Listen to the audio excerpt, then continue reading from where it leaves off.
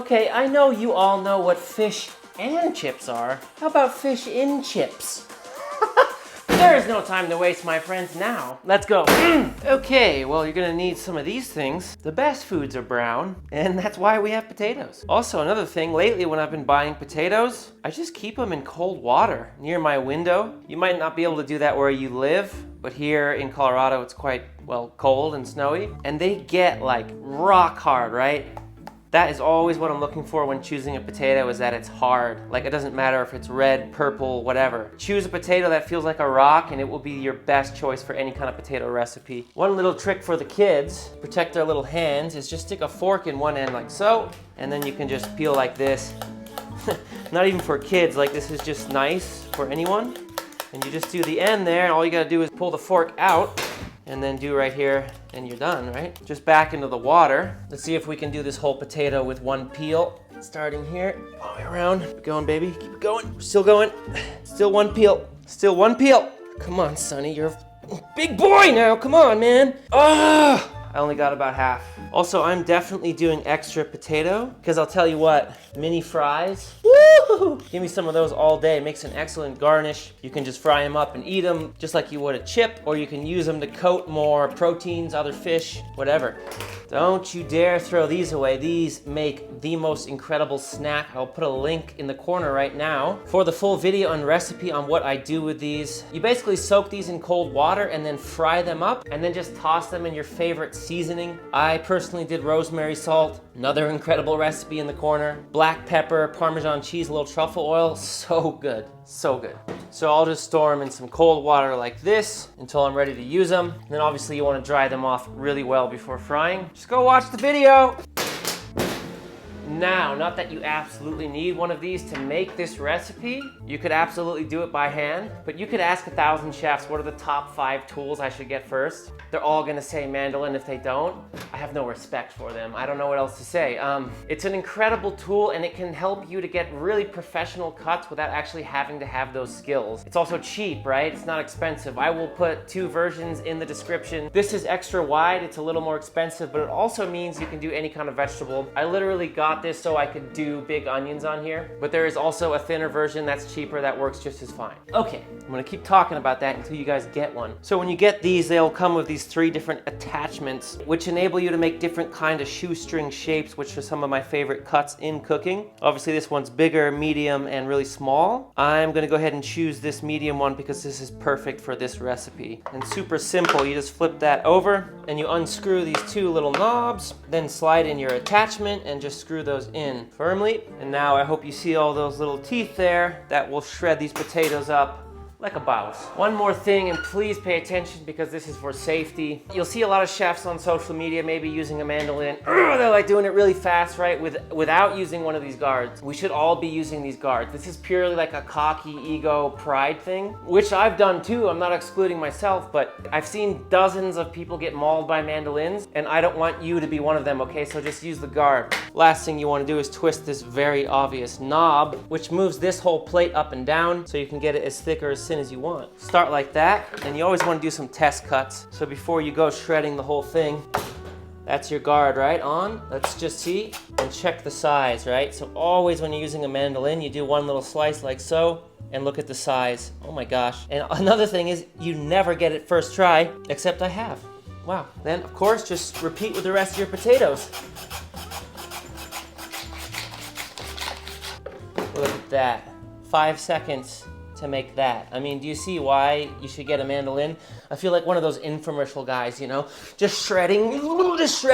Like, come on, man. 3 easy payments of $14.99.95. This isn't even a real number. And I'm just gonna put those in some cold water, because obviously they're super starchy, as you can tell by the water turning cloudy. This is gonna help them to be less gummy, more light, more fluffy, more crunchy, all that good stuff. I'm gonna spread them out here on a towel and dry them up really good, because we are gonna fry these next. Almost like double frying fries. We're gonna first cook them at a really low temperature, and then the second fry is when they're actually around the piece of fish. The chip around the fish. Fish in chips. Okay, I'm not crazy. Guys, it's potato crusted fish. It's just a clever title. Well, we'll see how clever it was. And so kitchen towels. These kind of kitchen towels I kind of can't live without. These are so cheap nowadays. Actually, I'll put a link to these. It's like, I don't know, it is so cheap for a dozen of these. And you'll just seriously reduce your paper towel usage, which I really like. My little pot of frying oil right here. A question I get a lot is how I fry at home without it being too unhealthy or expensive. And the answer is, I buy bulk avocado oil from Costco, which makes it somewhat affordable. That's the exact one that I buy. And then I'll reuse it many times. And what I've found from this avocado oil is that you can reuse it so many more times than crappy soybean vegetable oil, which is soybean oil, right? It's disgusting. Because this oil is clean, it doesn't stink. You know when you fry in like vegetable oil and you smell that stuff after 2 uses? It's disgusting. This, look at it. I'm on my 6th use of the oil. Just look at the oil.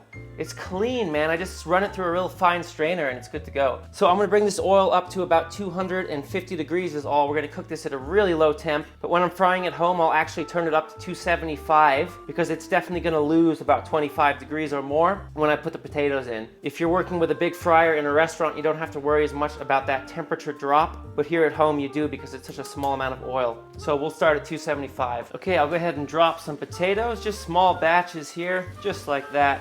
2 little handfuls, and we'll just maintain that heat around 250. Over here I have a colander just over a bowl, so have that ready. Literally 2 minutes is all, no color on them. You just want them lightly cooked, anywhere between 2 and 3 minutes depending on how thick you did yours. I did mine for 2 minutes, but if yours look a little thicker, you might want to do them for 3. But it's as simple as that, and we'll just repeat just to give you a better sense of what those look like. They're just colorless. They're still holding their shape, but if I am to try one in my mouth, I don't know where else I would try one besides my mouth, but they're cooked, but just barely. Perfect. And you know, I started these at 275. It went all the way down to about 200, which is actually fine. Just make sure you start them a little higher and it will be fine. You want that look, right? Just nice and pale, no color. But then I'm able to actually just pinch when I can see that it's cooked. Then you go ahead and strain. Okay, now as far as fish goes, I am using a little Chilean sea bass because I am now a billionaire. Far from it, but very expensive fish, very nice white fish. Do you need this fish? Absolutely not. I do like using white fish for this recipe though, as opposed to like salmon or something else. And I want to cut it into kind of thinner portions like this. That's just going to be a nice sized piece to get the perfect ratio of potato to fish. And so we'll cut a few of these straight through like so. Now these potatoes, don't stack them up too much before they've cooled down a little bit from the colander, otherwise they will overcook. And you want to keep these in the fridge until you're ready to finish your fish. Now we'll season our fish all around like so. That's salt. And Sergeant Gilbert reporting for duty, but from Sergeant Gilbert to Master Sergeant Gilbert, rise my child! Reporting for duty. No, that's not. I just do like this one, right? He's only 3 feet tall. You know, when he's Major Gilbert, or General, or President, or Captain, he's gonna be bigger than me. He's gonna be huge. Just a little pepper. Sucks.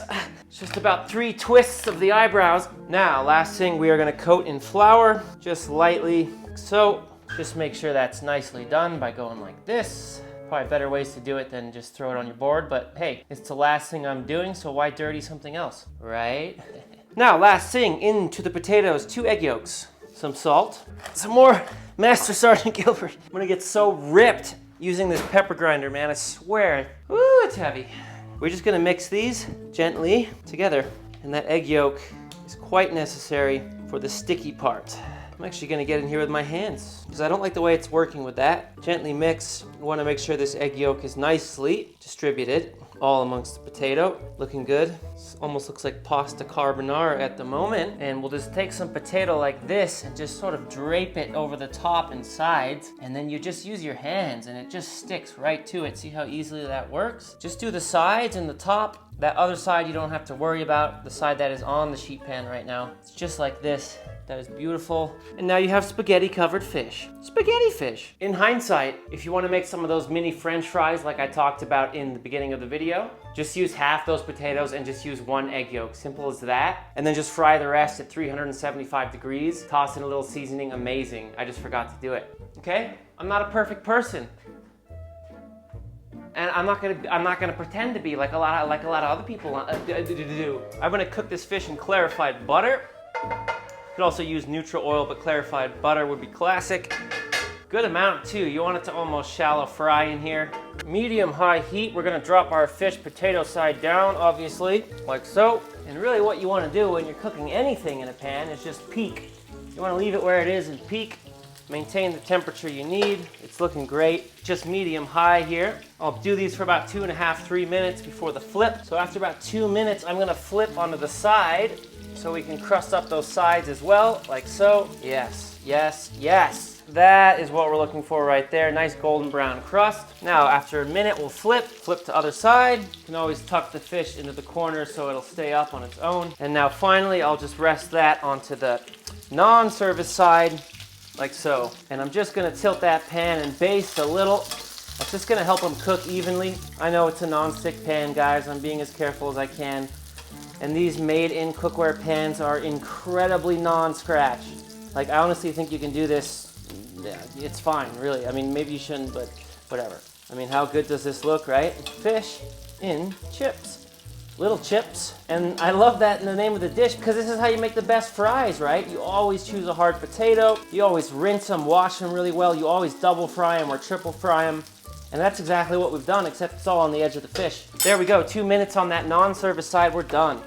We don't want to overcook this. Now I'll just rest these for about 3 minutes. So, and I'll put one final little pinch of salt. Now, here we go.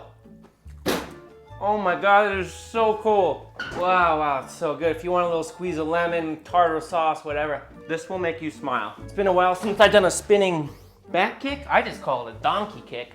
All my energy right there. Yeah! Woo! Until next time, you know, I love you, even with all this stupid you've done. And I'm out.